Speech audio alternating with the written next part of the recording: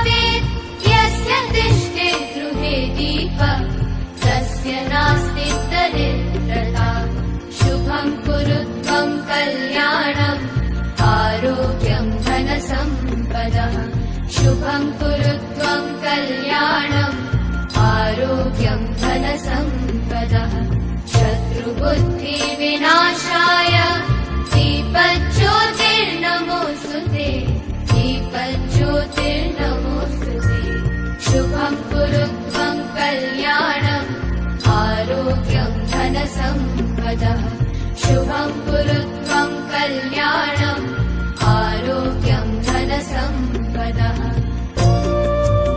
शुभं कुरु त्वं कल्याणम् आरोग्यं धनसम्पदः शुभं कुरु त्वं कल्याणम् आरोग्यं धनसम्पदः शत्रुबुद्धिविनाशाय दीपज्योतिर्नमोऽस्तुते दीपज्योतिर्नमोऽस्तुते दीपज्योतिर्परब्रह्म दीपज्योतिर्जनार्दनः दीपज्योतिर्परब्रह्म दीपज्योतिर्जनार्दनः दीपो हरतु मे पापम् सन्ध्यादीपनमोऽस्तुते ओ दीपब्रह्मरूपस्त्वं ज्योतिषां प्रभुरव्ययः ओ दीपब्रह्मरूपस्त्वं ज्योतिषां प्रभुरव्ययः आरोग्यं देहि पुत्रांश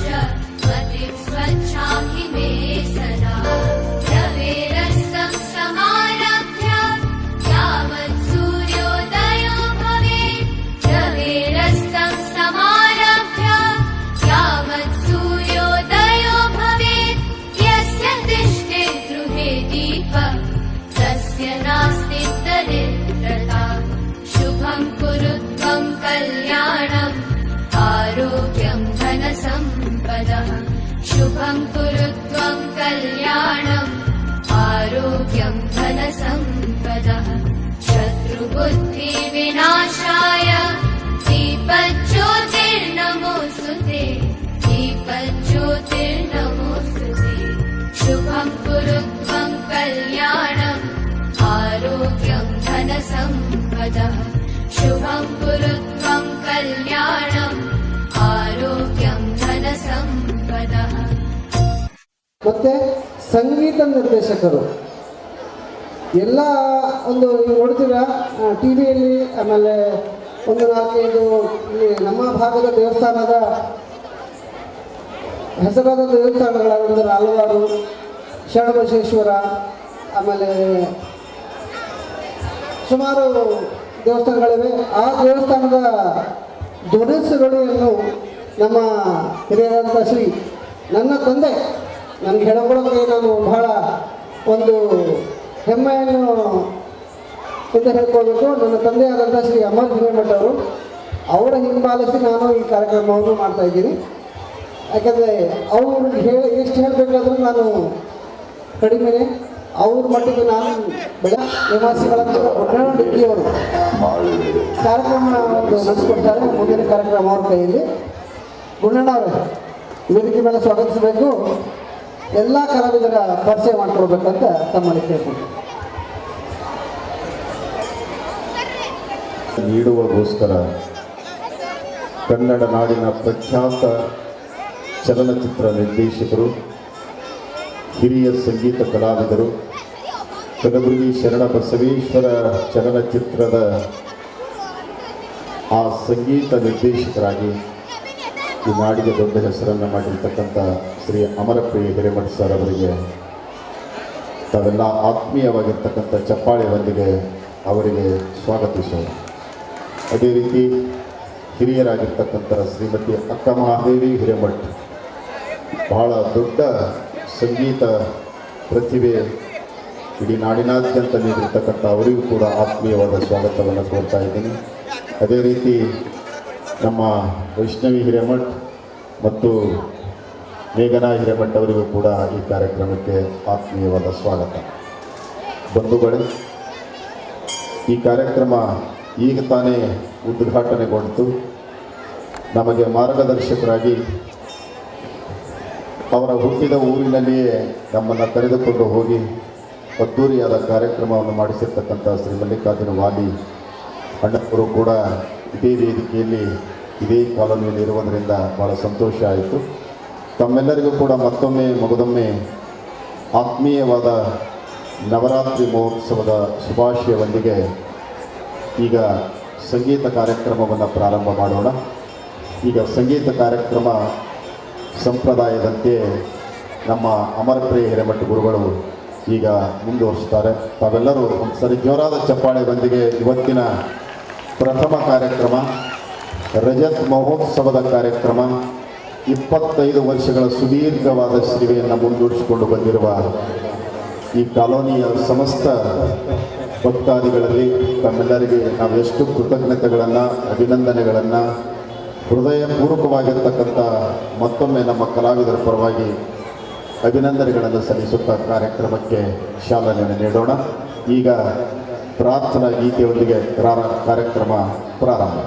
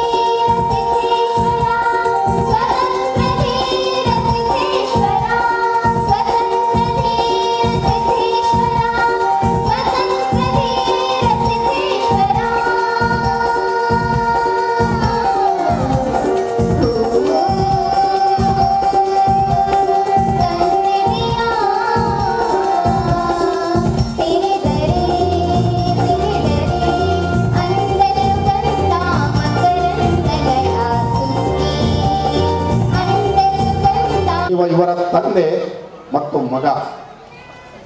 ಒಂದು ಮಾತು ರಾಜ ಭರ್ತೃಹರಿ ಹೇಳುವ ಮಾತು ಏನಂದ್ರೆ, ತಂದೆ ಯಾರಿಗನ್ನಬೇಕು. ತಂದೆ ಬರೀ ಮಕ್ಕಳು ಆಡೋದ್ರಲ್ಲ, ತಂದೆ ಅಂತ ಯಾರಿಗನ್ನಬೇಕಂದ್ರೆ ಮಕ್ಕಳ ಸಲುವಾಗಿ ದುಡ್ಡು, ಸಂಪತ್ತು, ಆಸ್ತಿ, ಅಂತಸ್ತು ಬೆಳೆಸಿಡ್ತಕ್ಕಂಥವನು ತಂದೆ ಅಲ್ಲ. ಮಕ್ಕಳಿಗೆ ಸಂಸ್ಕಾರ ಏನು ಕೊಡ್ತಾನಲ್ಲ ಅವ ತಂದೆ ಅನ್ನೋ ಮಾತನ್ನ ರಾಜ ಭರ್ತೃಹರಿ ಹೇಳಿರ್ತಕ್ಕಂಥ ಮಾತು. ಮಕ್ಕಳಿಗೆ ಮೊದಲು ಸಂಸ್ಕಾರ ಕೊಟ್ಟಾಗ ಮಾತ್ರ ಆತ ತಂದೆ ತಾಯಿ ಅನಿಸಿಕೊಳ್ಳಲಿಕ್ಕೆ ಸಾಧ್ಯ. ಮತ್ತು ತಂದೆ ಮಕ್ಕಳಿಗೆ ಸಂಸ್ಕಾರ ಕೊಟ್ಟಾಗ ಮಕ್ಕಳಂತ ಯಾರಿಗೆ ಅನ್ಬೇಕು? ಈ ಮಕ್ಕಳ ಆದಮೇಲೆ ಬರೀ ಮಕ್ಕಳಾಗೆ ಉಳಿದ್ರು. ತಂದೆಯವರು ಸಂಸ್ಕಾರ ಕೊಟ್ಟಾಗ ಮಕ್ಕಳು ಹೇಗಿರ್ಬೇಕಂದ್ರೆ, ವಯಸ್ಸಾದ ಮೇಲೆ ತಾಯಿ ತಂದೆಯರಿಗೆ ಅಮೇರಿಕ ತೋರಿಸೋದಾಗಲಿ, ರಷ್ಯಾ ತೋರಿಸೋದಾಗಲಿ, ಅವರನ್ನು ಅವರ ನಾಡಿನಲ್ಲಿ ಬಿಟ್ಟು ಹೋಗಿ ಜರ್ಮನ್ ಲಂಡನ್ನಲ್ಲಿ ಇರೋದಾಗಲಿ, ಇವರು ಮಕ್ಕಳಲ್ಲ.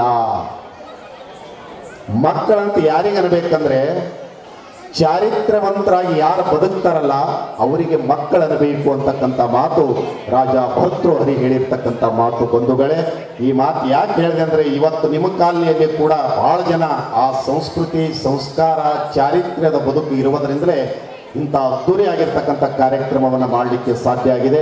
ಹೀಗಾಗಿ ನಮ್ಮ ಅಮರ ಹಿರೇಮಠ ಗುರುಗಳ ಆ ಸಂಸ್ಕಾರದ ಕುಡಿಯೇ ಇವತ್ತೆಲ್ಲ ಈ ಕಾರ್ಯಕ್ರಮ. ಮತ್ತೊಮ್ಮೆ ಮಗದೊಮ್ಮೆ ಕಮಿಟಿ ಅವರ ಹೆಸರು ಭಾಳ ಜನರಿಗೆ ಗೊತ್ತಿಲ್ಲ. ನಾವು ಅಲ್ಲಿ ಬರುವಾಗ ಸಂತೋಷ್ ಮಾಲಕರ ಫೋಟೋವನ್ನು ನೋಡಿದ್ವಿ. ಯಾಕಂದರೆ ಅವರು ಕೂಡ 10 ವರ್ಷದ ಹಿಂದುಗಡೆ ನವರಾತ್ರಿ ಮಹೋತ್ಸವಕ್ಕೆ ನಮಗೆ ತಡಕಲಕ್ಕೆ ಕರೆಸಿದ್ರು. ಅಲ್ಲೆಲ್ಲ ಕಾರ್ಯಕ್ರಮ ಆಯೋಜನವನ್ನು ಮಾಡಿದ್ದೀವಿ ಅಂತಕ್ಕಂಥ ಮಾತನ್ನು, ಸ್ವಲ್ಪ ಶಾಂತತೆ ಇದ್ದಾಗ ಕಾರ್ಯಕ್ರಮ ಮಾಡಲಿಕ್ಕೆ ಸಂತೋಷ ಆಗ್ತದೆ. ಫೋಟೋಗ್ರಾಫಿಯವರು ಸುಮಾರು 4-5 ತಾಸುಗಳು ನಿಂತು ಅವ್ರು ಯಾರಿಗೆ ಊಟ ಕೊಡ್ರಿ, ಒಂದು ನೀರು ಕೊಡ್ರಿ ಅನ್ನುವ ಸನ್ನಿವೇಶ ಅವ್ರದ್ದು ಇರೋದಿಲ್ಲ. ಪಾಪ ನಮ್ಮೆಲ್ಲರ 4 ಗೋಡೆಗಳ ಮಧ್ಯೆ ಸಾವಿರಾರು ಜನರಿಗೆ ತೋರಿಸ್ತಕ್ಕಂಥ ಶಕ್ತಿ ಅವರಿಗೆ ಕೊಟ್ಟಿರ್ತಾರೆ. ಅವರು ಕೂಡ ಆರೋಗ್ಯ ಚೆನ್ನಾಗಿರಲಿ ಅಂತಕ್ಕಂಥ ಮಾತನ್ನು ಮತ್ತೊಮ್ಮೆ ಮಗದೊಮ್ಮೆ ಹೇಳಿ, ತಾವೆಲ್ಲರೂ ಕೂಡ ಧಾರಾವಾಹಿಗಳನ್ನು, ತಾವೆಲ್ಲ ಟಿವಿಗಳನ್ನು ಬಿಟ್ಟು ಬಂದು ಕಾರ್ಯಕ್ರಮವನ್ನು ವೀಕ್ಷಣೆ ಮಾಡ್ತಾ ಇದ್ದೀರಿ ಅಂದರೆ ತಾವು ನಿಜವಾಗಲೂ ಗುಬ್ಬಿ, ಈ ಗುಬ್ಬಿ ಅನ್ನುವ ಕಾಲನಿ ಹೆಸರು ಯಾಕೆ ಬಂದಿದೋ ನಮಗಂತೂ ಗೊತ್ತಿಲ್ಲ. ಬಹುಶಃ ಯಾರು ಸರ್ನೇಮು ಇದ್ದಿರ್ತಕ್ಕಂಥವ್ರು ಹೊಲ ಇದೆ ಏನೋ ಗೊತ್ತಿಲ್ಲ. ಈ ಗುಬ್ಬಿ ಅಂದರೆ ಈ ನಾಡಿಗೆ ದೊಡ್ಡ ಹೆಸರನ್ನು ತಂದು ಕೊಟ್ಟಿರ್ತಕ್ಕಂಥ ಆ ಗುಬ್ಬಿ, ಇದು ತುಮಕೂರು ಜಿಲ್ಲೆಯ ಒಂದು ಗುಬ್ಬಿ ತಾಲೂಕು. ಬಸವಣ್ಣನವರ ಪ್ರವಚನ ನಡೆದಿತ್ತು. 1 ತಿಂಗಳಾದ ಮೇಲೆ ದಿನಾಲು 2 ಗುಬ್ಬಿಗಳು ಬಂದು ಮರದ ಮೇಲೆ ಕೂಡುತ್ತಿದ್ದು ಆ ಪ್ರವಚನವನ್ನು ಕೇಳುತ್ತಿದ್ದು. ಕೊನೆಗೆ ಬಸವಣ್ಣನವರು ಕೂಡಲ ಸಂಗಮನಾಥನಲ್ಲಿ ಐಕ್ಯಗೊಂಡಾಗ ಈ ಶಬ್ದ ಕೇಳಿದ ಮೇಲೆ ಆ 2 ಗುಬ್ಬಿಗಳು ಪ್ರಾಣ ಬಿಟ್ಟು ಅಂಥೇಳಿ ಇತಿಹಾಸ ಇದೆ. ಅದರ ಮೊದಲ ಊರು, ಈ ಗುಬ್ಬಿ ಅನ್ನುವ ಊರಿನ ಮೊದಲ ಹೆಸರು ಅಮರಗೊಂಡ ಅಂತ ಇತ್ತು. ಅದು ಬರ್ತಾ ಬರ್ತಾ ಗುಬ್ಬಿ ಗುಬ್ಬಿ ಗುಬ್ಬಿ ಅಂತ ಆಗಿದೆ. ಆ ಗುಬ್ಬಿ ಅವರೇ ನಮ್ಮ ಗುಬ್ಬಿ ವೀರಣ್ಣ ನಾಟಕ ಕಂಪನಿ. ಆ ನಾಟಕ ಕಂಪನಿ ಇರದೇ ಇದ್ದರೆ ಇವತ್ತು ಡಾಕ್ಟರ್ ರಾಜಕುಮಾರ್ ಅವರು ಇಷ್ಟು ದೊಡ್ಡ ಎತ್ತರಕ್ಕೆ ಬೆಳೀಲಿಕ್ಕೆ ಸಾಧ್ಯ ಇರಲಿಲ್ಲ. ಅಂತ ಗುಬ್ಬಿ ಎನ್ನುವ ಕಾಲನಿಯನ್ನು ತಾವು ಕಾಲನಿಯಲ್ಲಿದ್ದು ತಾವೆಲ್ಲ ಪವಿತ್ರವಾಗಿರ್ತಕ್ಕಂಥ ಕಾರ್ಯಕ್ರಮವನ್ನು ಮಾಡ್ತಾ ಇದ್ದೀರಿ. ಆ ತಾಯಿ ನವರಾತ್ರಿ ಮಹೋತ್ಸವದಲ್ಲಿ ನಮ್ಮ ಈ ನವರಾತ್ರಿಯ ಈ ತಾಯಿಯ ದಿನಾಲು ಆರಾಧನೆ, ಪೂಜೆ, ಭಕ್ತಿ ಮಾಡ್ತಕ್ಕಂಥವರೇ ನಮ್ಮ ಗುರುಗಳು, ಸುಗುರೇಶ್ವರ ಗುರುಗಳು. ವಯಸ್ಸು ಸುಮಾರು 4-5 ವರ್ಷದ ಮಗು ಇದ್ದಾಗ ಅವರನ್ನು ನಾವು ಕಂಡಿದ್ದೀವಿ. ಇವತ್ತು ಬೆಳೆದು ಭಾಳ ದೊಡ್ಡ ಸಂಪನ್ನ ವ್ಯಕ್ತಿಯಾಗಿ ಬೆಳೆದಿದ್ದಾರೆ. ಅವರ ತಾತ, ಅವರ ಅಜ್ಜಿ, ಅವರ ದೊಡ್ಡಪ್ಪ, ಅವರ ಚಿಕ್ಕಪ್ಪರ ಆಶೀರ್ವಾದ, ಅವರ ಅಜ್ಜಿ ಆಶೀರ್ವಾದ ಅವ್ರ ಮೇಲೆ ಇದೆ. ಆ ಜಗನ್ಮಾತೆ ಆಶೀರ್ವಾದ ಅವರೆಲ್ಲರ ಮೇಲೆ ಇರಲಿ.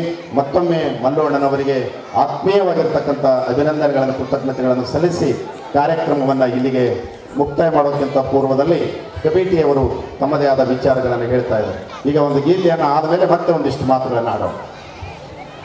ಗೊತ್ತಿಲ್ಲ ತಾಯಂದವ್ರು ಹಂಗೆ ನಗ್ತಿದಾರ, ಹಂಗೆ ನಗ್ತಾರೆ, ಒಳಗಡೆ ಎದಕ್ಕೆ ನಗ್ತಾರೆ ಅಂತ ಗೊತ್ತಾಗ್ತಾ ಇಲ್ಲ. ಸೊ ಒಂದು ಕ್ವಶನ್ ಕೇಳ್ತೀನಿ, ಅದಕ್ಕೆ ಆನ್ಸರ್ ಮಾಡಬೇಕು. ಅದೇ ರೀತಿ ಇವತ್ತು ಫಸ್ಟ್ ದಿನ, ನಮ್ಮ ಮೊದಲನೇ ದಿನ ಕಾರ್ಯಕ್ರಮ ಏನಾದರೂ ಹೆಚ್ಚು ಕಡಿಮೆ ಆಗಿದೆ ನನ್ನ ಕಡೆಯಿಂದ ಕ್ಷಮೆ ಇರಲಿ. ನಾನು ಕಮಿಟಿಗೆ ನನಗೆ ಕ್ಷಮೆ ಕೇಳ್ತೀನಿ. ಯಾಕಂದರೆ ಸ್ವಲ್ಪ ಅಸ್ತವ್ಯಸ್ತ ಆಗಿರೋದ್ರಿಂದ ನಾನು ನಿಮ್ಮ ಕಡೆ ಕ್ಷಮೆ ಕೊಡ್ತಿರ್ತೀನಿ. ಓಕೆ, ಕ್ವಶನ್ ಏನು ಅಂತ ನಾನು ಕೇಳ್ತೀನಿ. ಯಾರಾದರೂ ಬಂದು ಇಲ್ಲೇ ಆನ್ಸರ್ ಹೇಳ್ಬೋದು. ಫಸ್ಟ್ ಕ್ವಶನ್ನು, ಆರ್ಡಿನರಿ ಕೋಳಿಗೆ ಎಷ್ಟು ಕಾಲು ಇರ್ತಾವ? ಪಟ ಅಂತ ಆನ್ಸರ್ ಹೇಳಬೇಕು. ಆರ್ಡಿನರಿ ಕೋಳಿಗೆ ಎಷ್ಟು ಕಾಲು ಇರ್ತಾವ? ಪಟ ಅಂತ ಕೈ ಗೊತ್ತ್ರಿ. ಇಲ್ಲಿ ಬಂದು ಹೇಳಿದ್ರೆ 100 ರೂಪಾಯಿ ಬಹುಮಾನ. ಯಾವ ಹೇಳ್ತೀರಿ? ತಪ್ಪು. 100 ರೂಪಾಯಿ ಬಹುಮಾನ ಇರುತ್ತೆ, ಬರಬೇಕು, ಹೇಳಬೇಕು, ಪಟ ಅಂತ ಬರಬೇಕು, ಚಟ ಅಂತ ದುಡ್ಡು ತಗೊಂಡು ಹೋಗ್ಬೇಕು. ಆರ್ಡಿನರಿ ಕೋಳಿಗೆ ಎಷ್ಟು ಕಾಲಿರುತ್ತೆ? ಗುಣಣ ಎಲ್ಲರೂ ವಿಷಯಗಳು ಹೇಳ್ತೀರೇನು? ಬರ್ರಿ ಬರ್ರಿ ಬರ್ರಿ ಬರ್ರಿ ಬರ್ರಿ ಬರ್ರಿ. ತಪ್ಪು. ಗೊತ್ತಾಗಿಲ್ಲ? 1 2 3 4 5 ಬರ್ಬೇಕಿಲ್ಲ, ಹೇಳ್ಬೇಕು.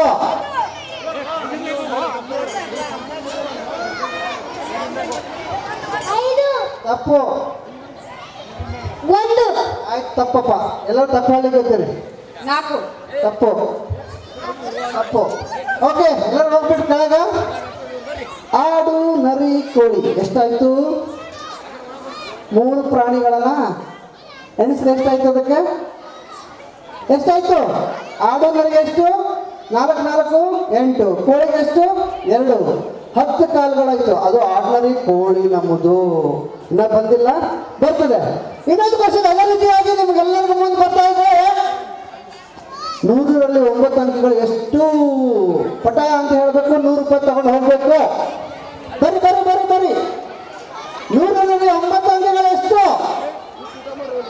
ಬರೀ ಜೋರಾಗಿ ಚಪ್ಪಾಳೆ. ಯಾರು ಹೇಳ್ತಿರ್ತೀರ? ಯಾರಿಗೂ ಇಲ್ಲ. ಅದನ್ನು ನನ್ನ ಕಡೆನೇ ಇರುತ್ತೆ. ಬಲಣ್ಣ, ನೀವು ಹೇಳ್ತೀರಿ? ನೋಡ್ರಿ, ಒಂದು ದಾರಿಗಳು ಹೆಂಗಿದ್ದಾರೆ ಅಂದ್ರೆ ಹಿಂಗಿರ್ಬೇಕು. ಯಾರಾದ್ರೂ ಹೇಳ್ರಿ, ನಾ ಕೊಡಕ್ ರೆಡಿ. ಇಷ್ಟು ಮನಸ್ಸು ತೊಡೆದಿದ್ಮೇಲೆ ನೀವು ತಗೊಳಕ್ಕೆ ದೊಡ್ಡ ಮನಸ್ಸು ಮಾಡ್ರಿ. ಯಾರು ಇರ್ಲಕ್ಕಾಗತ್ತ? ಅಲ್ಲಿ ಯಾರು ಮೊಬೈಲಲ್ಲಿ ನೋಡಬಾರ್ದು, ಟಕ್ಕಂತ ಹೇಳ್ಬೇಕು. ಇಲ್ಲಿ ನಿಂತವರು, ಕುಂತವರು, ನಮ್ಮ ಕಮಿಟಿ ಇದ್ದವರು ಎಲ್ಲರೂ ಬೇಕೆ. ಹೆಂಗೆ ಹೇಳ್ತಿ? ಹೆಂಗೆ ಹೇಳ್ತೀನಿ ನೀನು ಹೇಳ್ಬೇಕಪ್ಪ. ಟಕ್ಕಂತ ಬರಬೇಕು, ಮೇಲ್ ಬರಬೇಕು, ಮೇಲ್ ಬಂದು ಹೇಳ್ಬೇಕು. ಯಾರು ಇಲ್ಲ, ನಾನೇ ಬರ್ಲಿ ಮತದಾಗ. ಯಾರು ಹೇಳಲ್ಲ? ಓಕೆ, ಆಗಲಿ. ನಾಳೆ ಮತ್ತೆ ಕಾರ್ಯಕ್ರಮದೊಳಗೆ ಈ ಥರ ಚುಟುಕು ಕ್ವಶನ್ಸ್ ಬರ್ತವೆ. ಅದಕ್ಕೆ ಬಹುಮಾನ ಇರುತ್ತೆ. ಯಾರು ಆನ್ಸರ್ ಹೇಳ್ತೀರಿ ಅವ್ರ ದುಡ್ಡು ಗೆಲ್ತೀರಿ. ಸೊ ನಾಳೆ ಕಾರ್ಯಕ್ರಮ ಪುಟ್ಟರಾಜ್ ಕೊಳಲವಾದನ ಅವರು ಇಂಟರ್ನ್ಯಾಷನಲ್ ಆರ್ಟಿಸ್ಟ್ ಇದ್ದಾರೆ. ಅವರಿಗೂ ನಾವು ಬರಮಾಡ್ಕೊಡ್ಬೇಕು. ಈ ಕಾರ್ಯಕ್ರಮಗಳು ನಡೀತಾ ಇರ್ತದೆ ಅದೇ ಥರ. ಸೊ ಕಾರ್ಯಕ್ರಮ ಮುಂಚೆ, ಮುಕ್ತಾಯಗಳ ಮುಂಚೆ ಈಗ 1-2 ಗೀತೆಗಳ ನಂತರ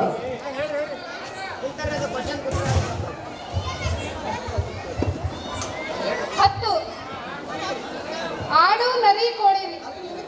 ಹಾಂ, ಮತ್ತೆ ಹೌದ್ರಿ.